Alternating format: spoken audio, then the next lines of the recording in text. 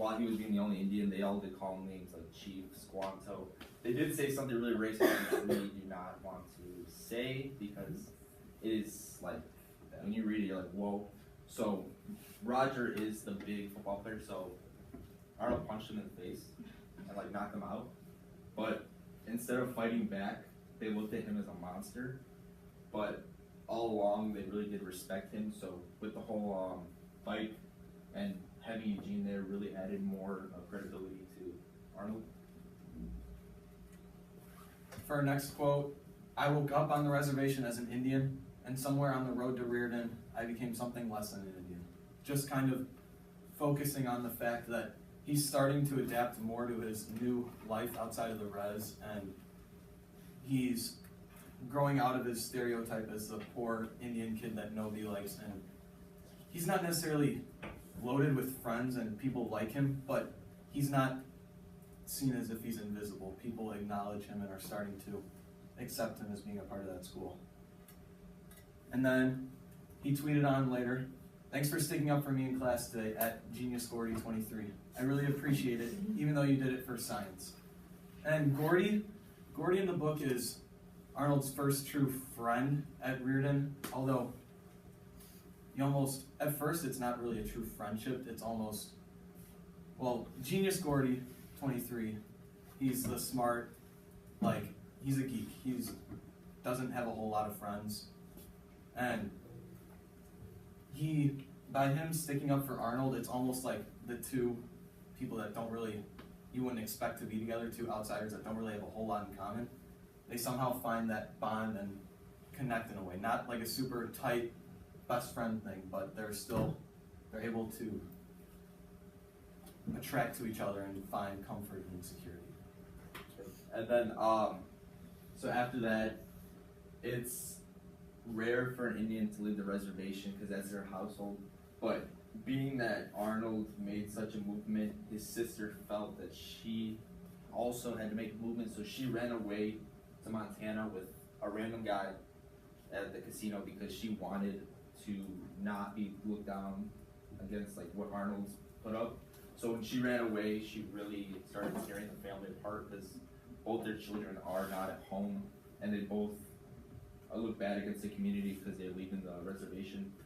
But along the line, Arnold meets this girl named Penelope. She's the typical cheerleading white girl, the girl that should be with the nice football player. And it's weird because he's the geeky Indian who really shouldn't have a girl like that.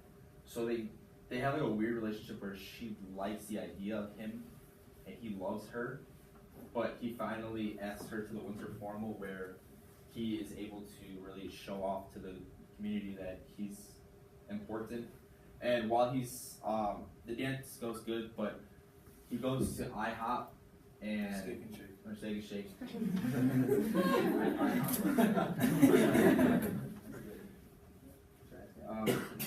And he's poor, amongst the fact, but he needs to show off. So he orders all this food.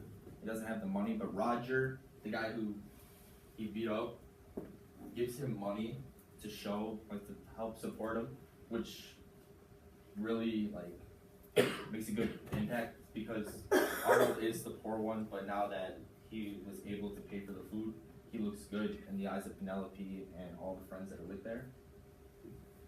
Take one more and then I'll start. And then the quote is, "If you let people into your life a little bit, they can be pretty damn amazing." So adding on to that, it's just he's finally acknowledging that, because he was very against white people, but now white people are important to him now.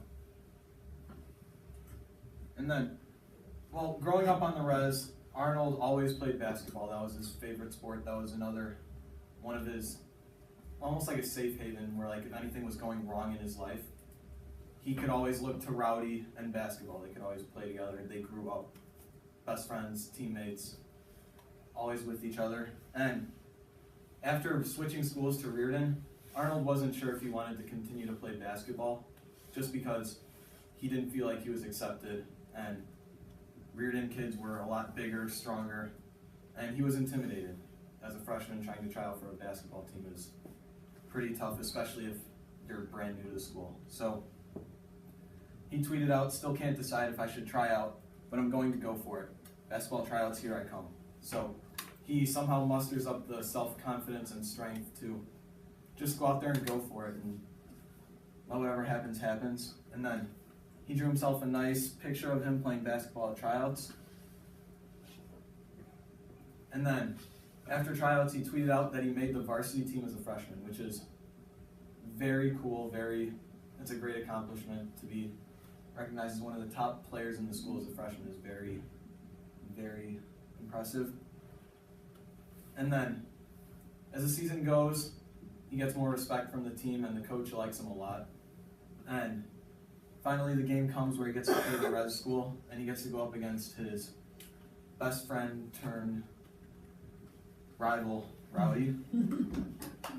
And as the game went on, well, not as the game went on, when he first got to the game, he was welcomed with a very rude, booing, hostile crowd. Whereas he was expecting people to, he wasn't expecting them to be nice, but he was expecting at least like to accept him and be like, okay, we understand why you left. But everyone in the gym hated him. He was booed. They threw coins at him. It was nasty. And he actually ended up getting injured during the game. And he tweeted out afterwards, thanking everyone for their support, checking in to see if he was okay. And then I'll kick it back over to Ramon here for what made his coach proud was because he was going up against his old school, and he did get injured, but somebody threw a quarter at his head, which is kind of like a douche thing to do. But he tweeted, "The quality of man's life is in direct proportion to his commitment to excellence, regardless of his chosen field of engine." That word. It's because his coach sat by him and really, because while he was in the hospital, he needed somebody there for him, and his coach showed him to keep on with basketball, because even though that he had that game, he really needed to keep going. And so moving on with that, the way he writes this book is a little weird, because he'll start talking about a topic and then he brings up his grandma. His grandma was a very nice woman who was loved throughout the community. She was randomly struck by a drunk driver, and the most ironic thing that he says is that his grandma's last words were to forgive the guy who killed her, which as a family member, you can't forgive somebody who murdered your grandma.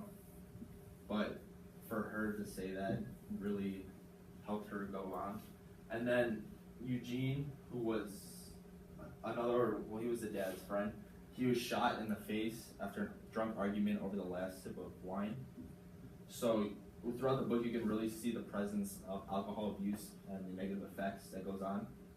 So he's still in this deep state of depression where he says in the book, "What is the point of waking up in the morning when I know the day is going to be shittier than the one before?" So he's just, the only thing that he is going for him is Penelope in basketball at this point.